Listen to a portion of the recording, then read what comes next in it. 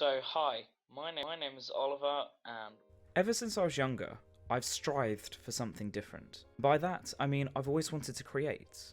I'm a creator at heart, but by creator I mean an inventor. Growing up, I had so many invention ideas that I wanted to put to fruition, and I never really knew how to do that.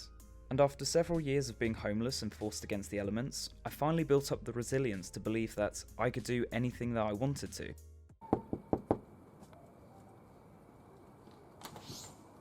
Hello and welcome, come in, and welcome to my shop. So you might be wondering how at 23 years old did I end up with a shop, and what does that have to do with anything with inventions? Well, for that we have to go back a year to when I was talking to my son's mum about an invention I have in the barber industry. This invention still sticks with me dearly, and it's something that I'd like to accomplish one day, but for me to get to the stage of creating it and promotion, I needed to train as a barber.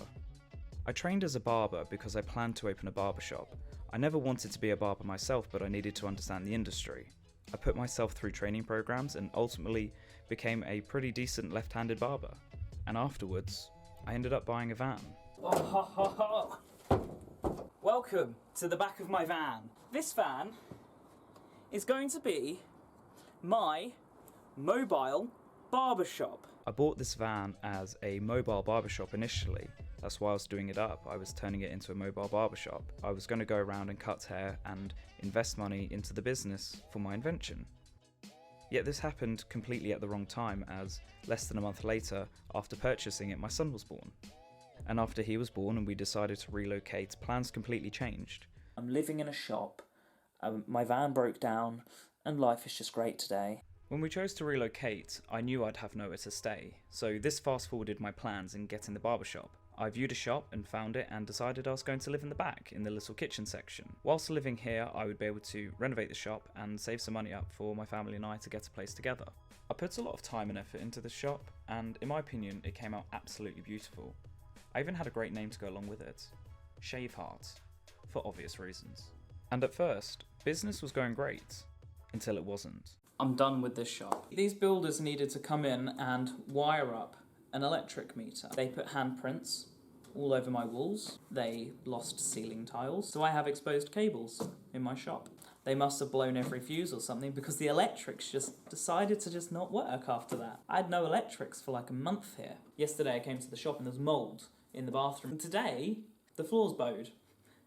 It seems there's a pipe that goes under the floor, specifically over that side, I think, and is blown. The floor needs to be ripped out.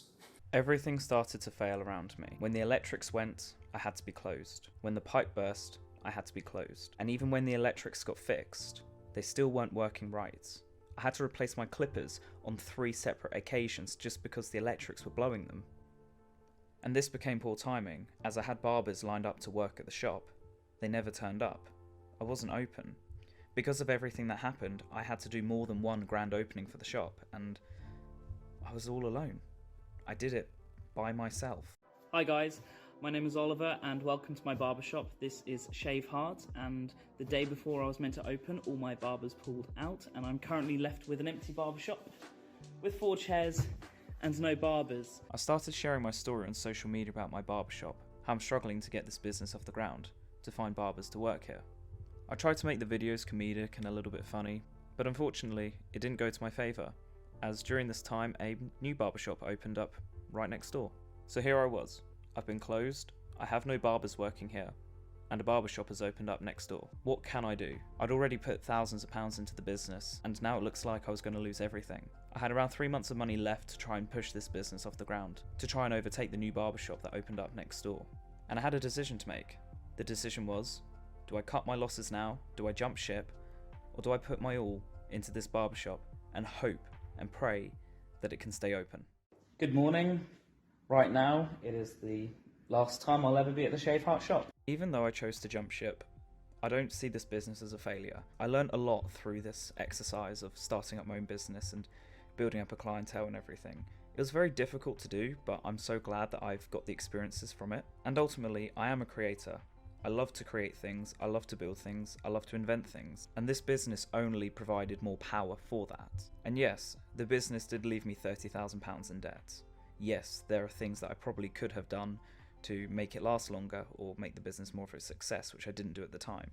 But these are all learning curves. These are things that I have learned along the way, which have developed who I am as a person, really. And as for Shave Heart, that's on the back burner for now. I did hire an office after the business and I went into essential oils, but that's a whole other story. And as for the van, I've still got it. It's sitting in my car park right now. Thank you for listening to the rise and fall of my business. This has been a big burden on me for a long time that I've just wanted to express, so I appreciate everyone who's come along to watch this video. And if you have enjoyed it, please make sure to click the like button and subscribe if you're new. I'll see you next time.